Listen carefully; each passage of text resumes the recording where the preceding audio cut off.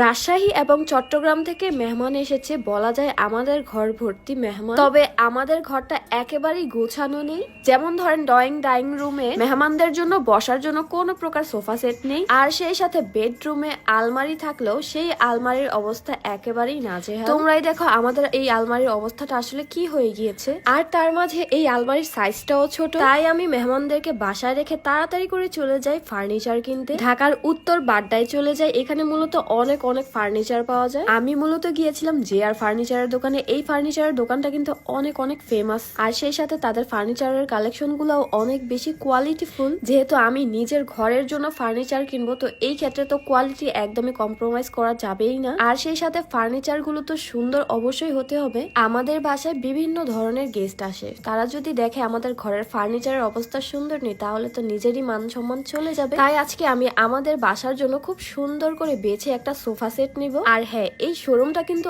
অনেক বড়, আর সেই সাথে তাদের কালেকশনও অনেক বেশি। তোমরাই দেখো এই টেবিলটা আসলে কতটা লাক্সারিয়াস এবং প্রিমিয়াম। এই সব ধরনের ফার্নিচার কিন্তু একমাত্র বড় লোকদের বাসায় দেখা যায়। তবে এই জেআর ফার্নিচারের দোকানে কিন্তু বিভিন্ন ধরনের বিভিন্ন রেঞ্জেরই কিন্তু ফার্নিচার অ্যাভেলেবেল আছে। তবে এই শপে আসার আমার একটাই রিজন ছিল, আর সেটা হচ্ছে এখানে ফার্নিচারের কালেকশন অনেক বেশি এবং সেই সাথে দেখতেও অনেক বেশি সুন্দর। আমাদের আশেপাশে অনেকেই আছে, টাকা পয়সা আছে, তবে তাদের রুচি এতটাই বাজে, অনেক টাকা দিয়ে ফার্নিচার কিনবে কিন্তু সেই ফার্নিচার দেখে একদমই আপনার ভালো লাগবে না। এই জন্য টাকা হইলেই যে অনেক সুন্দর ফার্নিচার সে পারচেজ করতে পারবে এরকমটা মোটেও না। তাই তোমরা যারা রুচি সম্মত সুন্দর কোয়ালিটিফুল ফার্নিচার পারচেজ করতে চাও, তারা কিন্তু এই জেআর ফ্যাশনে আসতে পারো। বেডরুমের বেড থেকে ধরে সব ধরনের ফার্নিচারই কিন্তু এখানে অ্যাভেলেবেল আছে। মূলত এখানে আসলে তোমার একটা না একটা ফার্নিচার অবশ্যই পছন্দ হবে। এখন তোমরা এখানে আসবা কিভাবে, সেটার ফুল অ্যাড্রেস এবং ডিটেলসটা তোমাদের এখনই বলে দিচ্ছি। ঢাকা উত্তর বাড্ডা জেনারেল হসপিটালের পাশে নূর হাকিম টাওয়ারের দ্বিতীয় তলায়।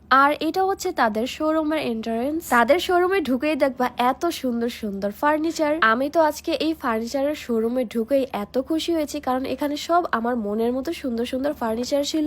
এক কথায় এখানে মডার্ন, স্টাইলিশ এবং স্ট্যান্ডার্ড ক্লাসের সুন্দর ফার্নিচার পাওয়া যায়। এখানে এত কালেকশন ছিল, আমি আমাদের বাসার জন্য আসলে কোনটা পারচেজ করব সেটা নিয়েও কনফিউজ ছিলাম। কিছুক্ষণ ধরে তাদের শোরুম ভিজিট করতে একটা ফার্নিচার চয়েস করেছি, আবার কিছুক্ষণ পর আবার অন্য আরেকটা চয়েস করে ফেলি, কারণ এখানে থাকা এক একটা কালেকশন এক ধরনের সুন্দর ছিল এবং ইউনিক ছিল, যেগুলো আমাদের বাসায় রাখলে আমাদের বাসার লুকসই চেঞ্জ হয়ে যাবে। এখান থেকেই কিন্তু একটা সুন্দর সোফা সেট সিলেক্ট করেছি আমাদের বাসার জন্য। আর আমাদের বাসায় কিন্তু কোনো প্রকার টি টেবিল নাই, তাই ভাবলাম যে মেহমানদের জন্য অবশ্যই একটা সুন্দর টি টেবিল নিতে হবে। এই টি টেবিল খুঁজতেই আজকে আমার নজরে পড়ে টিভি রাখার কেবিনেট। এই ক্যাবিনেট গুলো যদি নতুন ফ্ল্যাটে সুন্দর করে সাজানো যায়, তাহলে একেবারে সুন্দর করে ফুটে উঠবে। বিশেষ করে টিভি রাখার রুমটা অনেক বেশি লাক্সারিয়াস লাগবে একমাত্র এই ধরনের ফার্নিচারের কারণে। তবে এখানে এসে আমার খুব ইচ্ছে করতেছিল আজকে একটা সুন্দর দেখে ডাইনিং টেবিল আমাদের বাসার জন্য নিয়ে যাব। তবে বাসা থেকে বের হওয়ার সময় এটাই নিয়ত করে এসেছিলাম, আজকে বাসা থেকে আসবো যখন তখন শুধু আলমারি কিনবো আর হচ্ছে সোফা সেট কিনবো। তাই আজকে আমি সবকিছু রেখে